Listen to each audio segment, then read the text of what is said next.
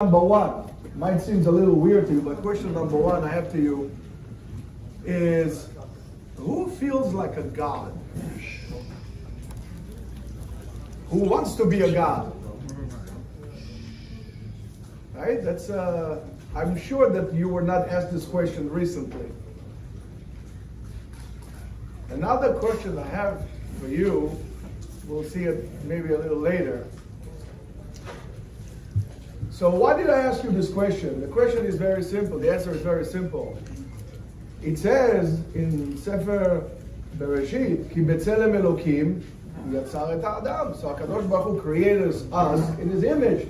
And yet, when was the last time we were able to create anything? I mean, to create something that's only God can do. But I have an idea for you here that has to do with Pesach and the Siyum that we are doing here today. Anybody remembers when we were kids, so some of us are still kids, he used to bring a magician to do a kind of tricks. And the magician used to use the word abracadabra, right? And then he would make something. The word abracadabra actually comes from Aramaic.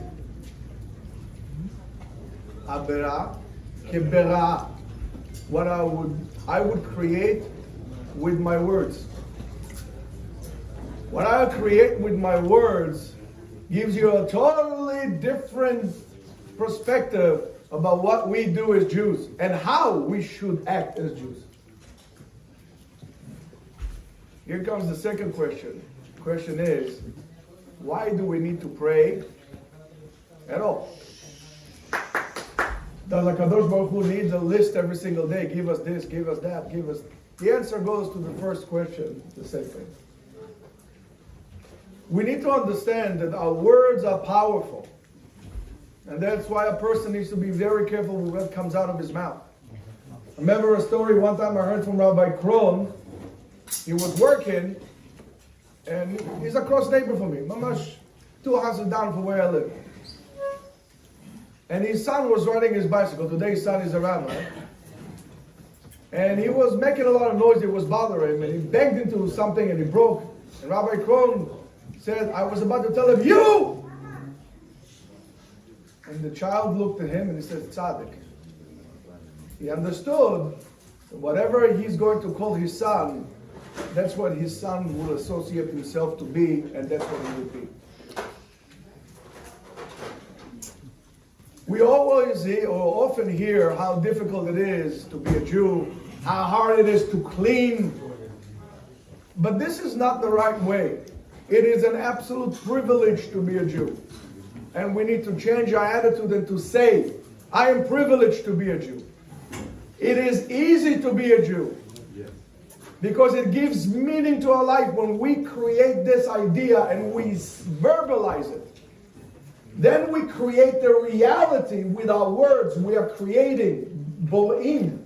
We are creating with our words a reality, and this is what we are like in the image of God. We are able to create a reality based on what comes out of our mouth, because when we speak, those words, the sound is an energy that spreads basically from one side of the universe to the other. And the more positive we would speak, the better our world would be. And that is so important, especially in the age of negativity and so on and so forth. That today everything goes on the negative, and we need to create the opposing force by creating positivity. That's why the concept of Lashon Hara is so difficult. Lashon Hara, gossip, creates a negative energy around us, creates a negative reality. And that has to stop. And we need to stop it. And it's a message that goes on through the parashiot of last parasha and this parasha, and throughout almost the whole entire Torah. I mean, there's a phenomenon that comes the Kohen, that the Kohen's supposed to be an atonement power to Am Yisrael. Here comes the Kohen, looks at the person, and it says, Tameh. The Kohen says Tameh. The Kohen says tameh because many times it's all our avodah is really superficial and external, and that's why the tzarat comes on the inside on the outside. Inside we are pure, but we need to make sure that we do things also to reflect the way we are, that we really feel, and we should be very proud to be Jews.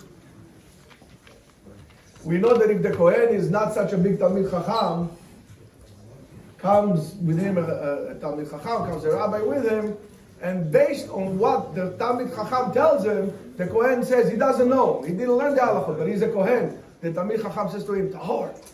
So he says Tahor, it becomes Tahor. The Talmid Chacham says to him Tameh, the Kohen says Tameh, it becomes Tameh. Here, with our words, with the words, the Kohen creates a reality. And especially when it comes to Torah. It is very difficult to fight the fire of the Yetzer Hara, the fire of Tumah. There's one way to deal with it, through the power of Kedusha, through the fire of the Torah.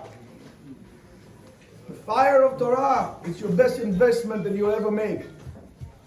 It is hard to come every Sunday to learn. It is hard to come every day to learn. No, it's not hard. That's what gives you meaning to your life. It's much more difficult, believe me. I've never been to the Caribbean. Never been. But I'm willing to guarantee to you, if you think 1 second and then listen to what I tell you, see that I'm right. When you go on vacation to the Caribbean, you create a reality of Lekki, because you go over there and then you have to come back here and, oh my goodness, have to go back to work. So you're never happy. Try one time to go on vacation, and instead of going a week for the Caribbean, come and learn in the morning. In the morning. That's going to be your vacation. I'm going to guarantee it's going to be the best vacation of your life. Believe me. I'm going to tell you this. Come to learn in the morning. In the afternoon, go home to your wife. Go have a little bottle of wine. Have a nice lunch with your wife. Sit down and talk to each other. And then at night, come back to learn again. You're going to feel rejuvenated. They're going to change your life from one side to the other. Because you created a reality of Kedusha, of holiness. You created the reality of meaning. And when we pray to HaKadosh Baruch Hu, we don't come to HaKadosh Baruch Hu with a list of things. We're creating a reality of kibbutz galuyot, refuah, of parnasah, of Yerushalayim. And that's why it's important to do so 3 times a day. Because you get busy with your days, and then you might get sidetracked, and then all of a sudden you need alignment again. No. I need to create Rofei Cholim. When I say Rofei Cholim, Baruch Ata Hashem Rofei Cholim, I'm creating a reality of curing. And that is a key to understand how we can make our lives better. And if we're going to do so, and I told Rabbi Niazov about what you guys do here on Tuesday, when the people come from Brooklyn. I sit in the corner over there, and believe me, when I speak, I don't need a microphone. I cannot hear myself. And this is the most beautiful sound, is the sound of Torah. Every Tuesday, yes, I know there's ashpolot, and there is sometimes sushi, but I know that you don't come to, you guys don't come for that. Because you come to learn. And I see the dedication that you guys have to learn, and I'm going to tell you that's the best investment that you can get in your life. So do yourself a favor. Be positive. Speak only good from your mouth. And make sure that you spend your nights, and if you can your days, but mainly your nights, coming here to yeshiva, coming here to Bet HaKnesset to learn. And together with that, that's what's going to give us the Geulah. The true redemption is that's Geulah, the freedom, because says the Rambam, En ben b'imot HaMashiach leyameinu ela shi'abud galuyot. The Rambam says the whole big thing of the Messianic era is not that we're going to sit down with a little hookah over there and drink wine and eat grapes and figs. No. You don't understand. Sheyu Yisrael chofshiyim la'asok b'Torah. You're going to be free to learn Torah. That's the whole concept of Yemot HaMashiach. You want to practice Yemot HaMashiach? Not a problem. Come here to learn all the time and you see what Mashiach is all about. You want to bring Mashiach? So stop talking about it and do something about it. And again, to Baalei HaSimcha, to Baal HaSimcha, my dear friend Salomon, השם יברך אותך, תזכה לעלות מעלה במעלות התורה והיראה, ותזכה לגמור את כל הש"ס, וכל הש"ס כולו מההתחלה עד הסוף כמה פעמים, and we should all merit together with Rabbi Simantov and with all Rabbi Yanetz, with all the Kehillah together, to bring Achdut to Am Yisrael. And together we should be able to remove this shul from here and build it in Yerushalayim or anywhere in Eretz Israel. I'll take it. Together we're going to do this. Be'ezrat Hashem Od Hashana. Rabotai, there's still time to do it. We can do it right before Pesach. We can still do it. So everybody should have, as they say from the Baba Sali. I heard it's from the Baba Sali. Everybody said somebody else to say it. Everybody wishes Chag Kasher V'Sameach for Pesach. But I heard from the Baba Sali the other way around. No. In Purim we say Purim Sameach. So he said, "What's the Purim Sameach?" Everyone. You see a Jewish home that is not Sameach in Purim. Everybody is there. So why are you wishing me to be Sameach? Everybody's Sameach. And in Pesach, every house is kosher. So why are you wishing me in Chag Kasher V'Sameach? So he said, you said the other way around. Purim Kasher, that we should have the Purim in Kashrut and not without drink and get drunk. And yet we should have the Simcha, the true Simcha in Pesach. So I wish on all of you to have, first of all, a Chag Kasher V'Sameach. That's first of all. And second, you should also be very Sameach, and we should see all B'Yad Mashiach Tzidkenu B'Mara B'Yameinu. Amen.